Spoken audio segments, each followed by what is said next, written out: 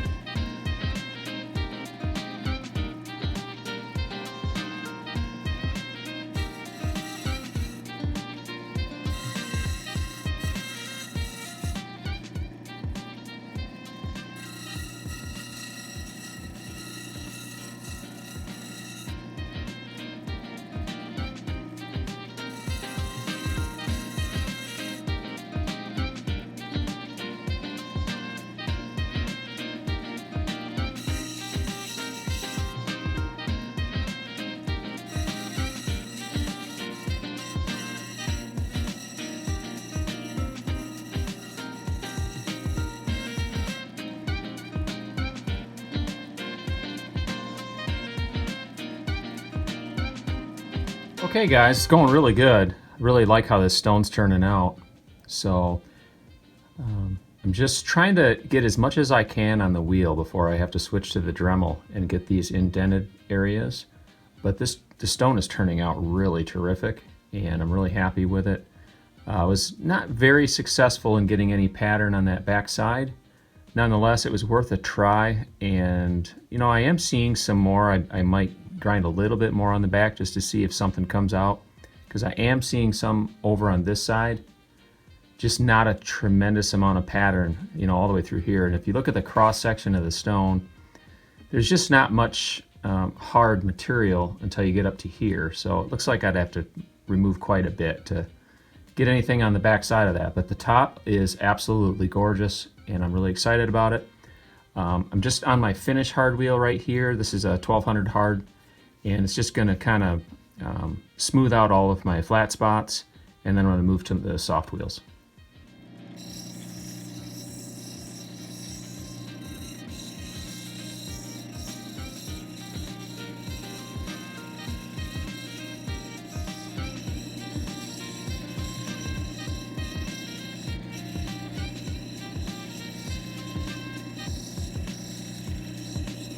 Okay guys, got just about everything I can get on the hard wheel. It's got the stone right here. I'm going to put it on the soft wheels now. I'm going to get it as polished as I possibly can, and then those indents I'm just going to have to do with the Dremel.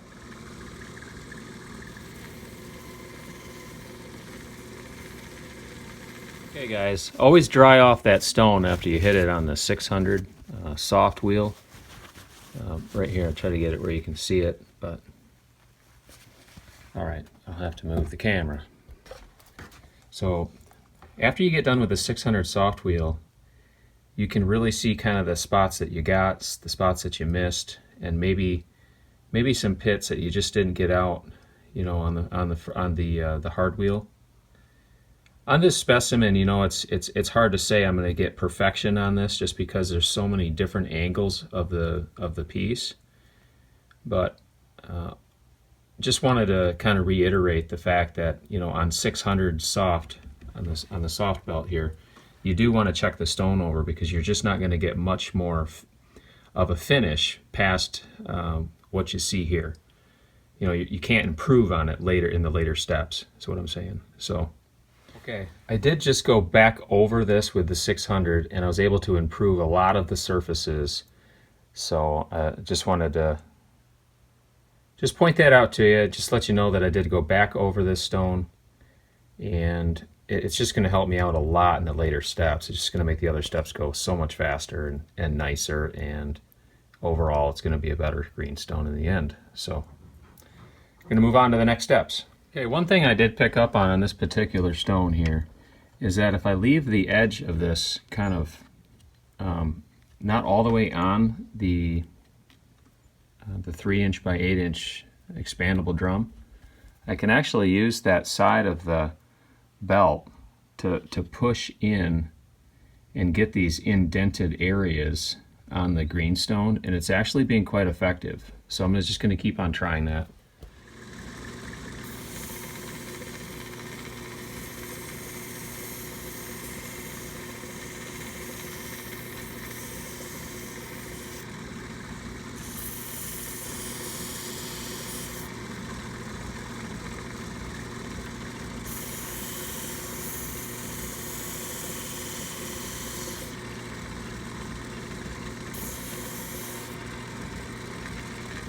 Putting on the 8000 now.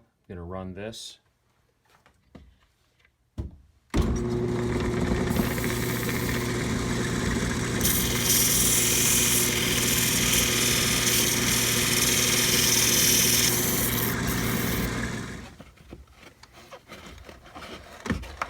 Okay, and just moving on to the final polish stage.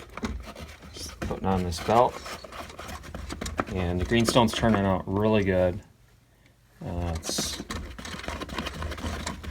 show you some progress here on the greenstones. Turning out really good. Got a really nice polish going on it. Just going to put the finish on it, dry it up, and take it outside and take some pictures of it.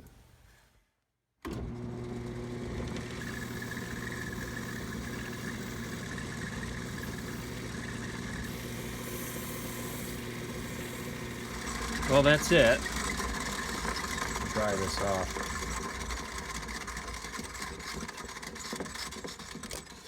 Take a look at it here. Boy, that turned out really good.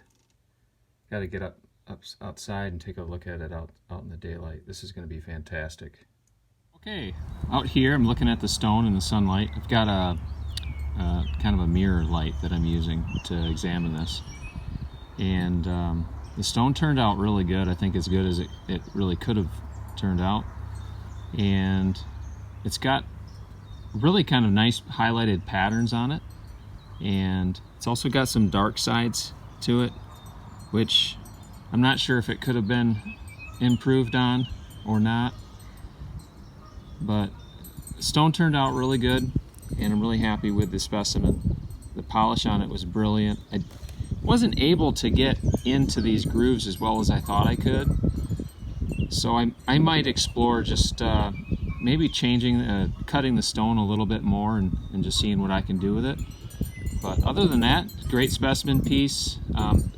You know, the back it never really developed. There never really was anything there. But the top turned out really well. I'm really happy with it. So go ahead and weigh the stone as well. So it's turned out to be just under 14 grams. So nice size stone. Hey, thanks for hanging out with me today, watching the video, watching us polish this beautiful greenstone. You know, I never get sick of seeing a greenstone come to life, and this one's no exception. This is going to go right in the case for display, and you know, until next time, we'll find another greenstone to work on, and we'll see you then. Till then, take care.